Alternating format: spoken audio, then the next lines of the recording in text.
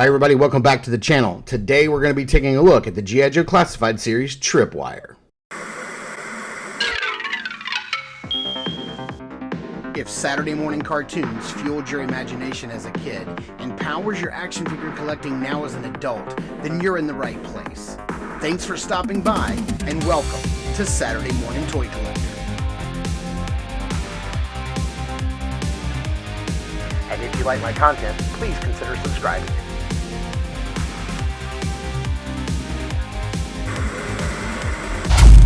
All right, taking a closer look at the front of the package here, you can see tripwire, all kinds of details in the back of this package here in the art. And you see everything it comes with: tripwire, Aspara and M.A.C.L.E.O.D. That same artwork on the side, number 78 in the line. There's the QR code, and then here is everything he comes with. Little punch in on the decal on his shoulder, his helmet, everything he comes with, and he stands 6.2 inches tall. And I think when you put that helmet on, he's going to come out to 6.3, which is your average size for a average Joe. So let's get this guy opened up and take a closer look. If you want to know how he comes packaged, he does come in with the plastic ties at that artwork on that black and white artwork in the background. He looks really nice. I dig the way he's in there, and then the colors here. And then it says tripwire, Aspara and M.A.C.L.E.O.D, the mobile armored control lever for explosive ordnance disposal. I think it's kind of a reach. I think they made that fit. They just wanted to call it M.A.C.L.E.O.D, and that's what they came up with. But he does come with a lot of stuff here, and it looks like everything is in a single bag. So let's get everything opened up and take a closer look at all of these accessories. Starting off with M.A.C.L.E.O.D here, this is a fairly unpainted piece. It does have a little bit of red here on the front. With these three sensors. There's no rolling treads. The arm is articulated at a couple spots. It can rotate around at the base. It has a swivel at the base, a hinge in the middle, and then a hinge up and down here at the top. The claw arms do not open and close. It can compact about that far down. The tank treads don't roll. The front levers to make it go upstairs do not roll. It does have a little handle there for him to carry if he wanted to pick it up and carry it around. But other than that, no paint on this guy, and a little weathering would have gone a long way for something that disposes bombs. We also have a closer look at his backpack here. I do like the colors here. There's a lot of colors on this for a backpack, but you have this place right here where his mines pop in. And I think the major complaint here is that once you put in one mine, A, it's hard to get back out again. That's why I'm not going to put it all the way in. And B, you can't put a second mine in. And I know a lot of people are saying, well, the M.A.C.L.E.O.D holds the second mine. He's picking it up. And that's true. You could definitely do that. So you've got this hose here that goes in next to these upper controls on the top of the backpack, and that plugs in right there nice and securely. And then you have his metal detector device right here, and you have a little plug-in on the bottom. His arm fits in there right there, the bottom part of his arm, and then he grips that. So this is an underarm device, and of course the head of it does not swivel. I would have liked a hinge on the bottom part of that. I think that would have been nice, but also don't want it breaking. You plug the cable in, and then you can fit the device off onto the right side of the backpack, and that's what it looks like, all stowed away, and he can carry it on his back even with all of his bulky armor on. It does come with a remote control for M.A.C.L.E.O.D. It's really nice. It's got some nice antennas on the back. On the top, it's got two thumb pads, which looks really nice. He does come with a cast all-in black sidearm, just your standard. It does have a hole on the end for blast effects. He does come with two trip mines that have this silver paint on them. That's not metal. It's just silver paint right in the center, and they do have a plug for his backpack. He does come with two styles of helmet. This is his more vintage Joe look with the headsets on, the goggles, and the chin strap. This is a really nice, soft, rubbery helmet. And then he does come with this more more modern looking bomb disposal helmet with like this vent system on the back, this huge visor on the front painted with this glossy paint. It doesn't articulate in any way. It just looks like it does. They're both cast in a soft rubbery plastic to go over his head. He does come with two neck guards, one that goes on this way. This actually has two different ways it can go on, and we're going to go over that when we put it on the figure, but the packaging shows it going on this way and the other way, this way right here. So it's really up to you. You can do it whatever you want. It's made to work with this smaller size helmet, and then you have this larger neck protection padding that only goes on one way, and it's very soft and pliable as well, and it's made to go with this larger, more modern style of bomb disposal helmet. He does come with Aspara, his little rat friend that helps sniff out bombs, and it does not articulate in any way, but it does have this nice faded paint job on it, which looks really nice, and this red harness, and the tail is very soft and pliable, so it doesn't feel like that's going to break off, which is also really nice. And then he does come with some extra gear here, and I really like this vest because I like the green on it, but it did come fairly flat in the package, and before I even attempt to put this on him later on, I'm going to warm up some water in my microwave and dunk it in there for a minute or so and get it very soft and very pliable so that we can really get that wrapped around the body and plugged in nicely. Taking a closer look at Tripwire here, I really dig this head sculpt. It's very nice. You know, I've never really known what Tripwire should look like underneath his helmet, but I dig this little hair swooping over to the side. I like these nice big shoulder pads on his upper arms, which are also removable. He does come with this extra gear on right here that's more padded. It's got a little green belt that goes around the side.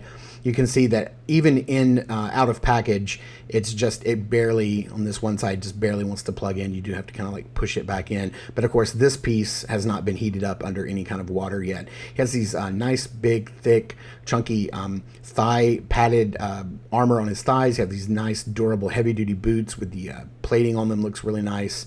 The straps and everything, all the detail on this armor is just insane. It's just so much detail. Kind of begging for paint, though. It's not really a lot of paint. Now, we're going to go over this. There are some product shots from Hasbro that actually show him wearing it in this configuration where it is protecting his face. I believe that this was put on upside down and backwards in those promo shots, but they do show that you can put it on this way, because I think the way that it's really supposed to go is this way right here. These little tabs are designed to slide in underneath the front part of his webbing and his chest plate. It's kind of hard to get it underneath this set of armor, but I believe that that's what those little nubs are for. And then this piece hangs down between the two straps in the back. So even though it does show it the other way on the package, I believe that this is the actual proper way for this to be installed. And he looks really good with that particular neck piece on, and this head. It's a very low protection for his neck. It's very kind of short, and it kind of gets out of the way and allows for more head mobility. But I think that that's a really nice touch. And this helmet is really easy to put on and take off with no real problems. If it's on really tight, it's not coming off for sure. It's a little snug when you get it on, and thankfully you're not going to get any paint rub with it being soft and rubbery and take anything off of the paint of the head. So what we're going to do here is put this larger one on. It just kind of sits. It's very loosey goosey. The big part of that is going to sit in the back and droop down between the two straps, but there's nothing holding it on. But it's helped a little bit by this helmet. Once you get this helmet on, it helps hold it in a little bit, because the helmet kind of fills out and keeps it from moving around, and that's what he looks like with the heavier neck padding and heavier duty helmet on the figure itself. I really love this this body armor, but we're going to go ahead and get it off because I want to try to see what it looks like and see which one I like better. So like I said, what we're going to do is off camera, I'm going to heat up some water and drop the other body armor in and get it heated up. But if you wanted to look at like what he looks like underneath, here's a look at that. While we have it off, let's do the articulation. Head can go up and down that far. Rotate side to side. He does have a nice butterfly joint that's severely hindered by the body armor. Arms can go all the way around. Even with those bicep pads, those shoulder pads, he can still hit that T-pose. He does have a very tight upper bicep swivel, at least mine are very tight. Does have that double jointed elbow right there, pinless, which is also very nice. But we're not going to go over all of this articulation. This is a standard Joe. You know what you're getting. And here we have the other armor put on. And I got to tell you, dunking this in some pretty hot water does wonders for the pliability of this thing. I was able to get it in. You can see that it does kind of want to pop out just a little bit on this side, but it is significantly easier after heating up the body armor. You can look this side. I mean, you can barely see that seam. It fits so well. This side, not so much. I wish both sides kind of, kind of stayed together a little tighter. But I really like this armor better. I don't know if it's because it is been heated up, that it just kind of fits to his body a little bit better, and that lower net peg really, that neck armor really slides in under this particular armor set really well, and it stays put. It's almost like it's made for this version. But you put that helmet on, and I really dig it. I dig the way he looks. He just looks incredible with this new vest on, and I like the extra green paint. You can see the difference between the two styles right there. But if you want to see what he looks like with the other helmet and the other neck padding on, let's go ahead and pop this off, slide this off. And we're not going to go for that Hurt Locker look on my shelf. I kind of like my Joes to look more like the vintage versions. But just so you can see, the difference in the body armor does not help this other extra larger neck padding at all. And then there you have it. You pop the new helmet on, and that's what he looks like. Looks like Spaceman. But I do dig this. I think this works the best. I like that these fit down underneath that padded armor a little bit better. And then, this guy's always going to have this mask and this helmet on, because that's what Tripwire looks like. That's how he looks. And so this is, I think, how he may wind up on my shelf. Let's just get this situated a little bit better and get him standing up. Let's get this gear on. There you have it. There he is, pretty much kitted out the way the old school vintage version of Tripwire was designed to be. I really like the way this looks. This looks great. Man, this just hits me in the nostalgia feels. It makes me want a bunch more of my vintage Joes that I don't have, like Sci-Fi. He had a great helmet and airtight.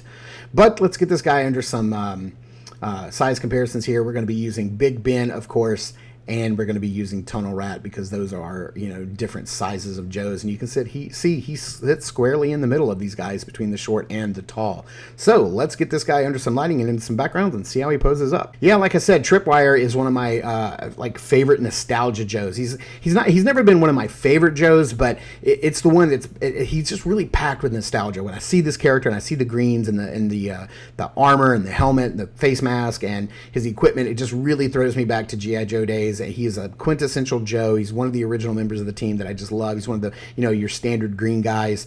And I just love that about this guy. It's so much nostalgia. It just throws me back to being a kid again.